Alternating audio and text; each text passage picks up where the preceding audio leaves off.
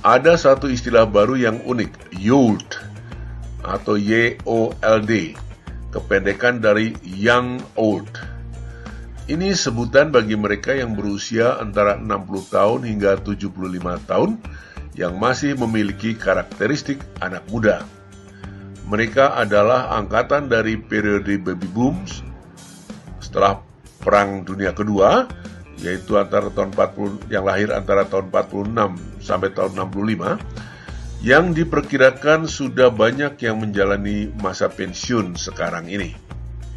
Kenyataannya unik, karena saat ini para baby boomers itu terus bekerja dan terlibat secara sosial, dan jumlahnya menjadi lebih banyak, lebih sehat, dan lebih kaya dari generasi lainnya. Dengan populasi baby boomers mencapai 134 juta di negara maju, tahun 2021 ini akan menandai awal dekade YOLD. YOLD juga melawan penurunan kesehatan. Menurut WHO, di negara-negara maju antara tahun 2000 sampai 2015, mereka memiliki peningkatan harapan hidup lebih lama dan dalam kesehatan yang baik. Kecenderungan bagi kaum YOLD untuk terus bekerja telah meningkat pesat sejak 2016. Lebih dari 1/5 orang berusia 65 sampai 69 tahun masih bekerja di negara-negara maju. Sebuah penelitian di Jerman menyatakan bahwa semangat untuk terus eksis dan bekerja ini yang membantu baby boomers itu tetap kuat.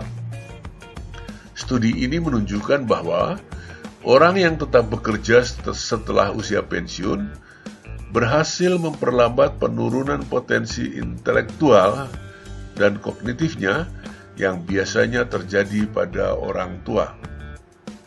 Kebangkitan YOLD ini ternyata cukup berpengaruh pula pada pasar konsumen, layanan, dan keuangan.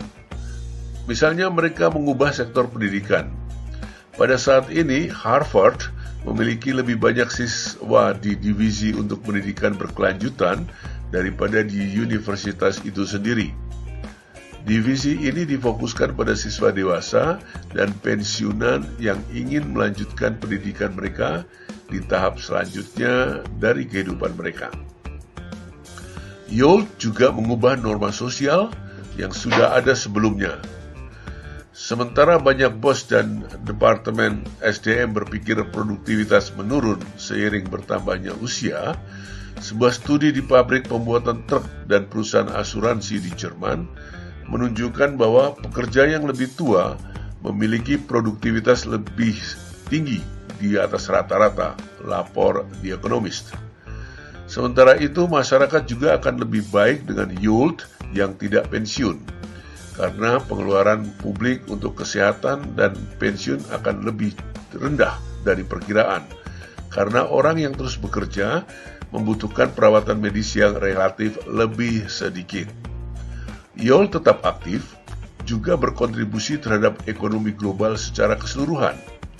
Menurut Economist, mereka yang saat ini berusia lebih dari 60-an adalah salah satu kelompok pelanggan yang jumlahnya dengan cepat terus membesar pada bisnis penerbangan dan industri pariwisata karena mereka menghabiskan lebih banyak waktu bepergian ke luar negeri dibandingkan dengan orang yang lebih muda. Para baby boomers ini yang menjadi YOLD bisa jadi akan dapat mengubah dunia seperti yang telah mereka lakukan beberapa kali sebelumnya di berbagai tahap kehidupan mereka. Jadi, kesimpulannya, untuk hidup lebih sehat dan bahagia, para lansia harus tetap beredar, gaul, tetap gaya, dan aktif. Tidak berhenti belajar, serta mengembangkan diri agar tetap bermanfaat bagi lingkungan, keluarga, dan paling tidak bagi diri sendiri. You are never too old to set another goal or to dream another dream.